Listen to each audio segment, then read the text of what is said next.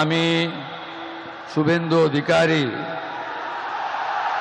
ঈশ্বরের নামে শপথ করিতেছি যে বিধি দ্বারা স্থাপিত ভারতের সংবিধানের প্রতি আমি অকৃত্রিম নিষ্ঠা ও আনুগত্য পোষণ করিব।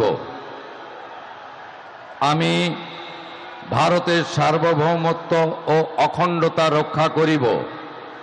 পশ্চিমবঙ্গ রাজ্যের মুখ্যমন্ত্রী রূপে আমার কর্তব্যসমূহ নিষ্ঠাপূর্বক এবং বিবেকসম্মতভাবে নির্বাহ করিব এবং ভয় বা পক্ষপাত, প্রীতি বা বিদ্বেষ রহিত হইয়া সকল শ্রেণীর জনগণের প্রতি সংবিধান ও বিধি অনুসারে ন্যায় আচরণ করিব।